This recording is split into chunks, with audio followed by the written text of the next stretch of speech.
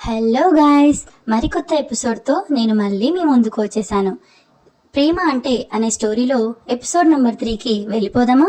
వెళ్ళిపోయే ముందు లైక్ చేసి, షేర్ చేసి, సబ్స్క్రైబ్ చేసి అండ్ మన ఛానల్ని ఫాలో కూడా చేయండి. అయితే మన స్టోరీలోకి వెళ్ళిపోతున్నాం.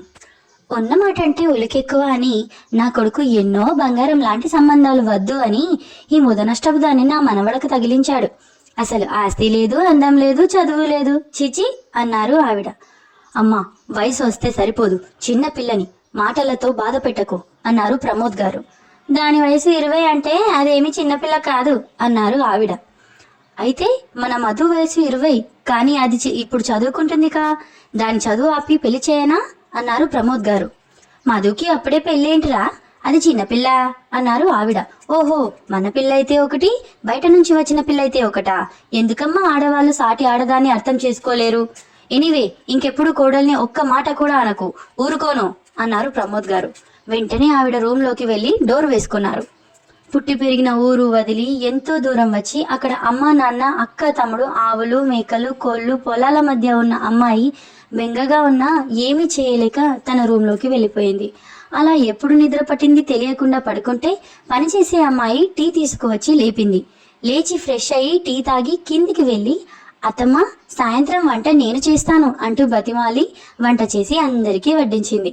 అందరూ కలిసి ఆహా ఓహో అనుకుంటూ భోజనం చేస్తుంటే ఏ అమ్మాయికైనా తాళి కట్టిన భర్త మెచ్చుకుంటే బాగుండును అనిపిస్తూ అతని కోసం ఎదురు చూస్తూ ఉంటే, మధు, వదినా, నువ్వు కూడా మాతో కలిసి డిన్నర్ చేసి పడుకో. అన్నయ్య చాలా ఎర్లీగా ఆఫీస్కి వెళ్ళి చాలా చాలా లేట్గా ఆఫీస్ నుండి రావటం అలవాటు. ఈవెన్ సాటర్డే కూడా మనకి టైం ఇవ్వడు, ఓన్లీ సండేనే ఇంకా అన్నయ్య దర్శనం మనకి అంది. అవును, వచ్చినా కూడా డిన్నర్ ఎప్పుడు కూడా తినడు, సో నువ్వు కూడా మాతో కలిసి డిన్నర్ చేయు అంటూ ప్రమోద్ గారు కూడా అనటంతో సింపుల్గా పుల్కా కాజు కర్రీతో తన డిన్నర్ ముగించింది. అందరూ కలిసి కొంచెం సేపు టీవీ చూస్తే తను మాత్రం వంటగదిలో ఉన్నవి అన్నీ సదురుతూ పుల్కాలు చేసిన గోధుమ పిండి డబ్బా పైన పెడుతూ చెయ్యి జారి తన నెత్తిపైన పడింది. అప్పుడే వాటర్ కోసం కిచెన్లోకి వచ్చిన పద్మజ గారు ఆమెను చూసి, అయ్యో బంగారు తల్లి, పిండి మొత్తం జుట్టులోకి వెళ్ళింది, వెళ్ళి హెడ్ బాత్ చెయ్యు. అయినా ఇంత లావు ఇంత పొడవు ఉన్న జుట్టు ఎప్పుడు ఆరాలి, నేను హెల్ప్ చేయనా అన్నారు. వద్దు అత్తమ్మ, నాకు కుంకుడుకాయలతో చేస్తేనే తల వదిలినట్టు అనిపిస్తుంది అంటూ వాళ్ళ అమ్మ తనతో పాటు పంపించిన కుంకుడుకాయలు వేడి నీళ్ళలో ఉడకపెట్టి వాటిని తీసుకొని, నేను స్నానం చేసి వచ్చి ఇది శుభ్రం చేస్తాను అత్తమ్మ అంది. మరి పని వాళ్ళకు ఊరికే జీతం ఇవ్వనా? టైం 10 అయింది. ఈ హెడ్ బాత్ చేయించేసరికి 1 అవర్ పడుతుంది. తర్వాత నన్నో మధునో పిలిస్తే హెయిర్ డ్రై చేస్తాము అన్నారు పద్మజ గారు. అలాగే అంటూ ఆమె 2 అడుగులు వేసేలోపు ఆమెను చేరి, నేను కూడా అమ్మలాంటిదాన్నే, పోనీ నేను హెడ్ బాత్కి హెల్ప్ చేయనా అన్నారు.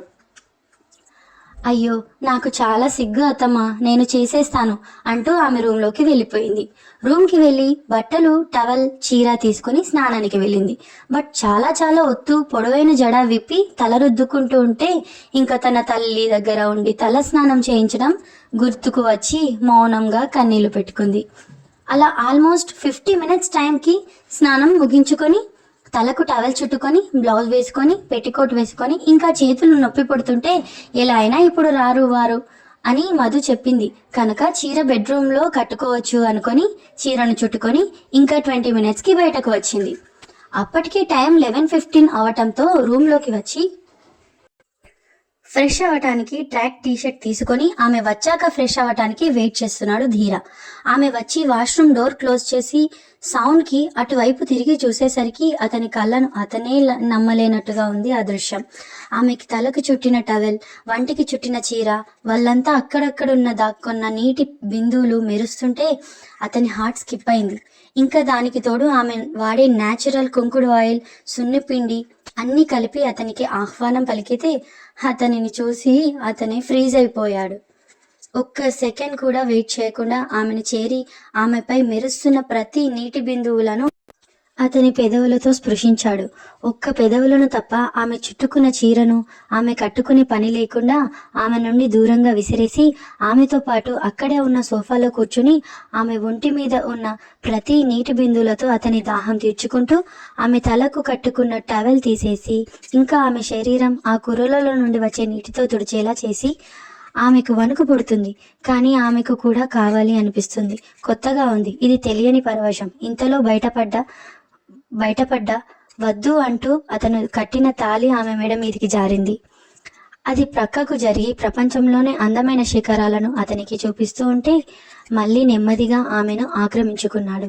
మళ్ళీ విధంగా గాఢంగా లోతుగా ఆక్రమించుకొని టైం 3:30 అవుతూ ఉంటే అప్పుడు ఆమెను వదిలి వాష్రూమ్లోకి వెళ్ళాడు. ఆ రూమ్లో ఉన్న సోఫా, బెడ్, టేబుల్, టీపై దీనిని వదలకుండా అన్ని యూజ్ చేసుకుని చివరకు బెడ్ మీద ఆమెకు స్వతంత్రత ఇచ్చి అతను వాష్రూమ్కి వెళ్ళాడు. అల్లుడు గారు ఎలా చెబితే అలాగే వినాలి అని తల్లిదండ్రి మాటలే గుర్తుకు వస్తూ ఉంటే ఫ్రెష్ అయ్యి వచ్చి కళ్ళు మూసుకొని ఉన్న ఆమె కురులను సవరించి, ఇంకా అవి తడిగా ఉండి వాటర్ కారుతూ ఉంటే పక్కన డ్రెస్సింగ్ టేబుల్లో ఉన్న హెయిర్ డ్రైతో ఆమె కురులను ప్రేమగా ఆరబెట్టాడు. ఇంకా ఆమె లెగసి ఉందని అర్థమయ్యి ఆమె నోటికి ఒక పిల్ అందించి బెడ్కి ఎడ్జ్లో అతను పడుకున్నాడు. అలా టైం 4 అవుతుండగా ఇద్దరు నిద్రలోకి జారుకున్నారు. మళ్ళీ ఆమెకి 11:30కి పద్మజ గారు డోర్ తట్టడంతో మెలకువ వచ్చి ఫ్రెష్ అయ్యి కిందికి వెళ్ళింది. ఈరోజు ఏదో ఫెస్టివల్ అంట, వంట ఎట్టి పరిస్థితుల్లోనూ నువ్వే చేస్తావు అన్నావు, కానీ లేట్ అవుతుంది అని నేను లంచ్ ప్రిపేర్ చేసేసాను, డిన్నర్ నువ్వే చేయాలి అన్నారు పద్మజ గారు. తల్లి తండ్రి కన్నా ఎక్కువ ప్రేమను పంచుతున్న అత్తగారిని చూస్తూ అలాగే అని అందరూ లంచ్ చేస్తుండగా, అవును ఇంతకీ ఈరోజు ఏ ఫెస్టివల్ అన్నారు పద్మజ గారు. ఒకటి అబ్జర్వ్ చేశారా ఫ్రెండ్స్, ఇంకా నేను హీరోయిన్కి పేరు పెట్టలేదు, బట్ ఏమి పేరు పెట్టాలి అనుకున్నాను అనేది ఆమె క్యారెక్టర్లో హింట్ ఇచ్చాను.